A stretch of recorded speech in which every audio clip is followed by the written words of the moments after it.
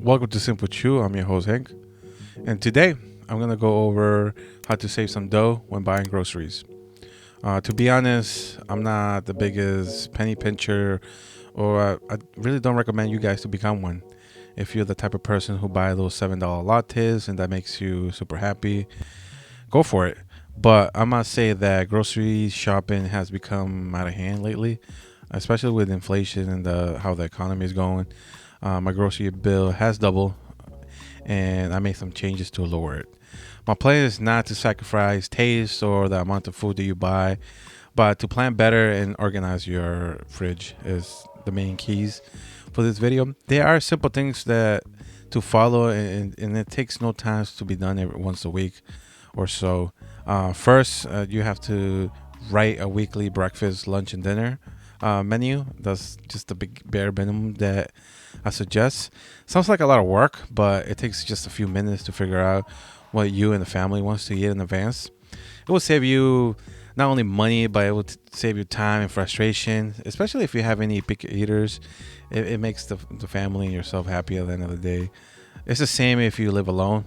Planning what you're going to be eating makes it more manageable to stick with a meal plan if you're trying to lose weight or you just have a different goal. But it will save you money and cut time at the grocery store. In your menu list, you can also add takeout nights. That makes it easier to reward yourself and take breaks from cooking, which is a pain in the ass. But it helps you with buying enough food to cook meals on a list and not store too much. Second thing, open your fridge and clean it. Yeah, it sounds easy, but it's kind of a pain in the beginning, but once you do it, it's pretty easy. I bet you have some expired juices and produce that can turn into salsa on their own. If I'm pretty much guilty of this myself. The most important thing to do is to tape and label your produce and your perishable items. I write the date that I buy them. Any leftover kind of produce that you have at the end of the week, I try to make a menu list from those items for the upcoming week, or I try to make any soups or stocks or bases from it where I can use in a different meal later in the week, or if I can plan even longer, even better. Third, this is the most exciting part of the whole situation to save money, and that's heading to the grocery store. Once you head there, don't forget your list and your menu. You don't want to be guessing or trying to remember in your head. It's technically impossible to remember once you're in there. Also, try to go to the same grocery stores and learn their layout. That's what I do. I don't want to be spending too much time in there because new thoughts and suggestions will appear in my mind, and I'll start making purchases that are not on my list, especially if I go hungry.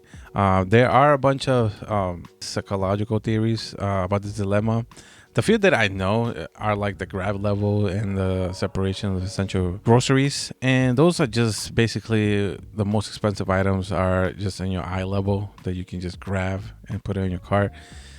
That's one of the easiest ones. And then the separation of essential is just they put the milk and bread all the way in the end of the grocery store, and then you have to go through all these useless aisles of things that you might not even need or not even your list, and you just grab them and put them in your cart. That's the whole theory. There's like a bunch of them, like a million of them. I'm not gonna go over them. When choosing your groceries from your list or menu, stay away from produce that are prep already or ready to cook, things that are already seasoned and stuff like that.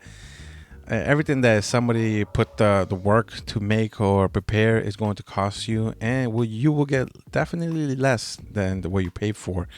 Some examples are cut up watermelon and seasoned chicken. I see it all the time. They just give you a little bit of watermelon and it costs the same as a whole watermelon. Just somebody had to put the work to put it together.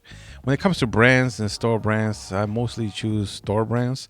They taste good sometimes, even better, and you are saving some money buying the store brands. I do choose items that are brands though because they make me happy. I just like the taste, or I like what the company represents, or I have investments in those companies. It's just psychological. If you feel good about a particular brand, go for it. When it comes to the meats, choose the ones with the skin and bones. They are not only cheaper, but they taste like 100% better. And if you don't know how to debone some of these cuts of meats, there's like a trillion videos on YouTube how to do it. So not something to be afraid of. I usually buy whole chickens, and watching videos, I know how to debone them, how to make specific cuts for depending on the type of meals that I want to make for the week.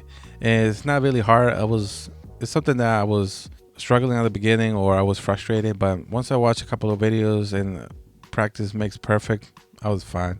But other than that, that's it, guys. Hopefully you guys learned something today, and hopefully you can apply it to save some money. And always remember to keep it simple.